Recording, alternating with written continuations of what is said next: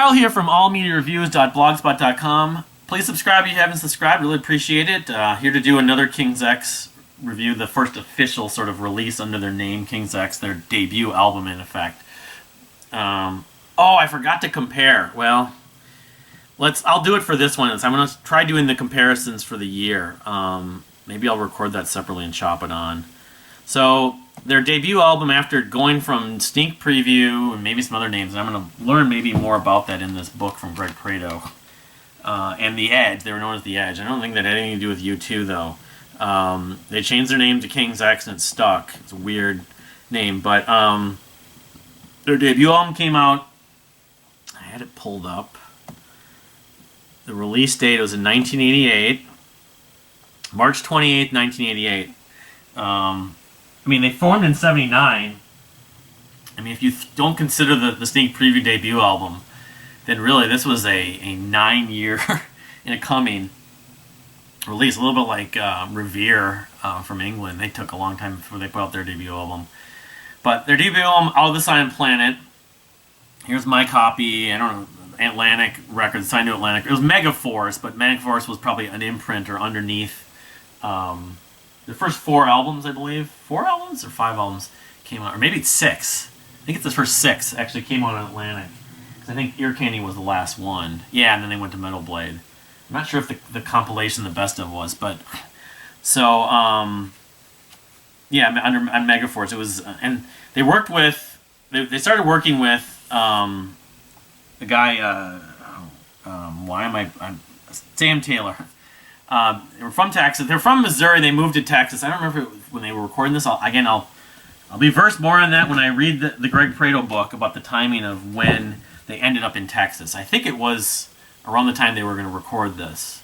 Because I believe Sam Taylor was based in Texas, because Galactic Cowboys also were, and he signed them, and also Atomic Opera. But yeah, I think it's a first pressing.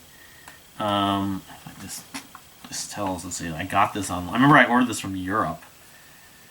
It doesn't say. I'll see, Memorabilia, a few years ago. And I know they reissued it, and I probably should buy the reissue. Out of the Silent Planet, which is a Lewis Carroll novel, I believe.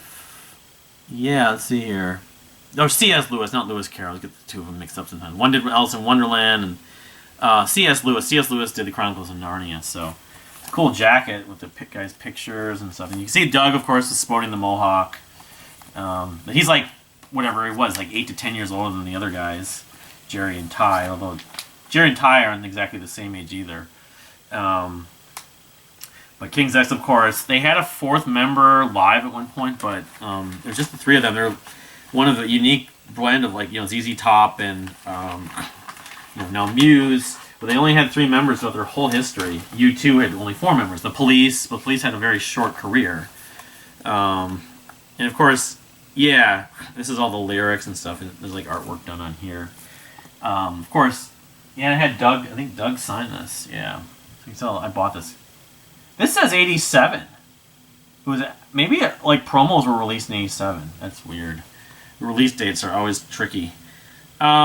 So. Yeah, and I got it when I first got into King's X. I got all the albums I could get, and there were 6 of them at the time, and this was among my favorites. I mean, for one thing, I would say the first song I really got attached to and were blown away and just like realized how good this band was Goldilocks. It's a ballad, but it's a really cleverly written ballad, very relatable in some ways.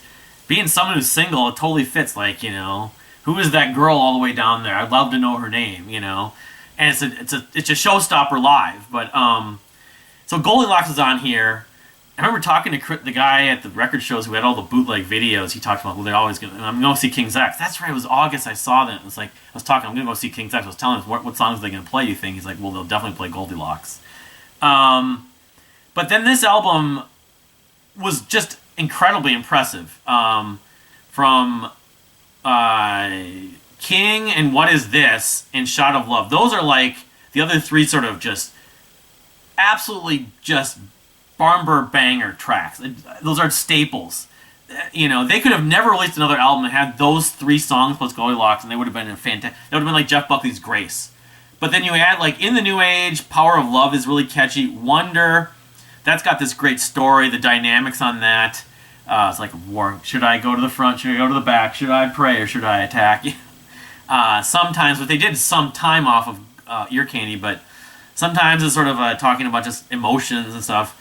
And then Visions, which is really like maybe the most proggy track on here. And Far, Far Away. Far, Far Away is maybe the weakest song in here, but it's still good.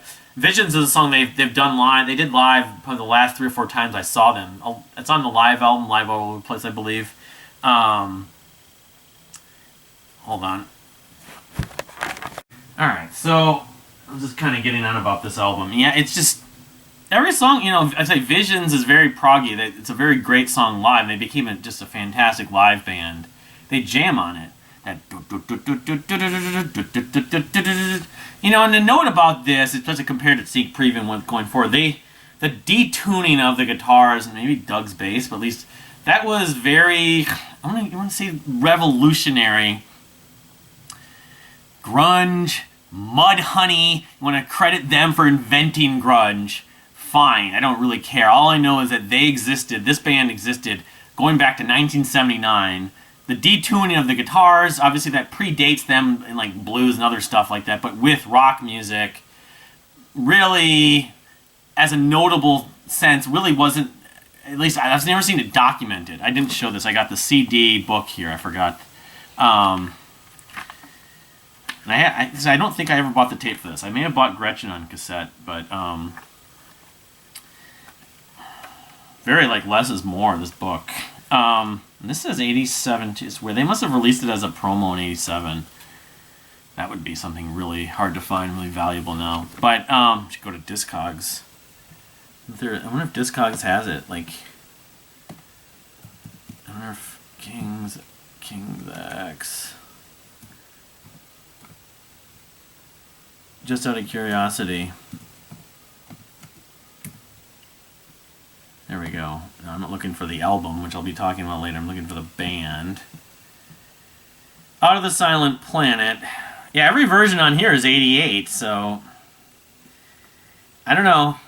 And there's a bunch of unknown on here, but it'd be vinyl. It would have been on vinyl. A promo.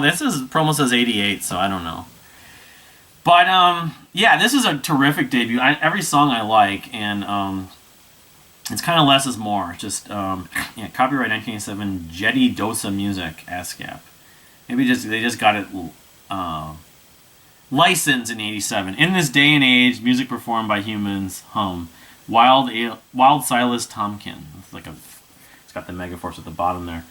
But looking at 88, because it came out in March of 88, March 28th, as I just said. I have Fates Warning's No Exit. Again, the Fates Warning King's X dynamic comes up a lot, and Fates Warning wasn't a new band at that point, but they had kind of reinvented themselves with a new singer. It's kind of weird. So in a way, No Exit's like a second debut for Fates Warning in a way. Then you had The View from Here, Queensryche's Operation Mindcrime that year, Crimson Glory's Transcendent. I mean, those top 5 are just solid banger records that were just great.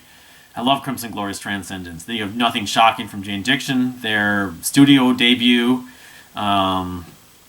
Brilliant put out B-Sides themselves. NWA, I mean, I'm not a huge rap person, but I wouldn't deny that I listened to Straight Outta Compton many times. That was later, like a couple years later, but Pink Floyd's live album. So it really is just top-heavy year. Halloween's Keeper of the Seven Keys Part 2. Metallica had Justice for All. Thieving, yeah, there's a bunch of Marillion releases in here. Iron Maiden, Seventh Son of the Seventh Son. Bobby Brown, Don't Be Cruel. That was the year that Bobby Brown and, was it Belle Biv DeVoe, put out albums the same day, I think. Roxette's Look Sharp, a record that has 2 or 3 songs I love.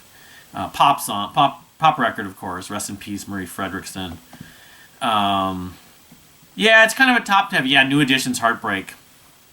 Top-heavy year. Karen White's self-titled. I know there's a few just addictive, memorable tracks on that were hits. But yeah, I mean, yeah, comparing this to No Exit, it's tough. I love No Exit, but this album is fantastic. And within the King's X catalog, I'm going to rate them. You'll see where it ranks, but for a band that waited that long, it was worth the wait to wait that long to put out their first album, Out of the Silent Planet. So what's your take on All This on Planet, of course they would follow it up with the next record with a song of that title, sort of a la Led Zeppelin with Houses of the Holy, and there's a couple other examples of that, but the next year. But and what's your take on it? Is it good? Is it amazing? Is it their best? I've seen people that think this is their best record. I'd love to hear your take on this, King's X fan. If you've never heard it, if you've never heard King's X, this is a really good place to start, actually. So, but thank you for watching. Like I said, please subscribe if you haven't subscribed. We'll see you next time.